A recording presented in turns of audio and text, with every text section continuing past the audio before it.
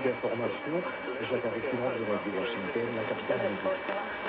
Au moins 16 villageois ont été tués et 25 autres sont portés disparus dans l'attaque de la localité de Misiya dans l'ouest de la République démocratique du Congo. Les assaillants, non encore identifiés, ont également incendié plusieurs maisons. Le gouvernement provincial du Congo a envoyé des militaires et des policiers pour traquer ce qu'ils décrit comme des ennemis après cet assaut perpétré il y a 3 jours. Une ONG locale indique que les assaillants se cachent dans la forêt et font incursion dans des villages où il n'y a pas de force régulière. Depuis juin dernier, les Téké et les Yaka, deux communautés vivant dans cette région, s'affrontent autour d'un différend foncier. Le conflit a fait plus de 180 morts selon Kinshasa et des dizaines de milliers de déplacés d'après l'ONU. Beaucoup ont traversé le fleuve et rejoint le Congo-Brazzaville voisin. De nombreux Ghanéens sont descendus dans la rue aujourd'hui pour protester contre l'inflation record et la gestion de la crise économique par le gouvernement. Dans la capitale Accra, ils ont notamment réclamé la démission du président Nana Akufo-Addo.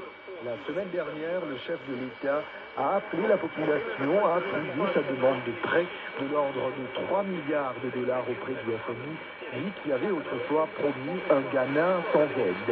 Les manifestants ont également exigé le départ du ministre ghanéen des Finances, Ken Ofori-Atta. Les pilotes de Kenya Airways sont en grève, un mouvement qui a cloué au sol des milliers de passagers aujourd'hui et qui a été qualifié d'illégal. Les pilotes réclament le rétablissement des cotisations à un fonds de prévoyance. Ils demandent également le versement des salaires impayés durant la pandémie de Covid-19. Alan Kilavuka, le PDG de la compagnie aérienne, propriété de l'État kenyan et du groupe Air France KLM, affirme que si les pilotes ne reprennent pas le travail demain en milieu de matinée, des mesures disciplinaires immédiates seront prises. Débrayage également des employés de l'aviation au sol depuis cet après-midi dans le cadre d'un différend avec l'autorité des aéroports du Kenya sur une augmentation des salaires. Au Maroc, saisi de plus de 2 millions de pilules de Captagon, une drogue de synthèse de la famille des amphétamines.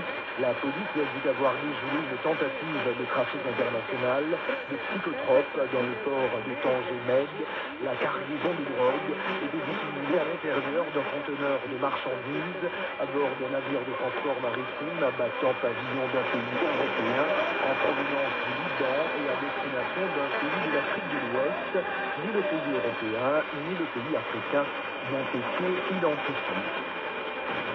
Vous êtes à l'écoute de VOA Afrique. La Corée du Nord a lancé 4 missiles de course à portée vers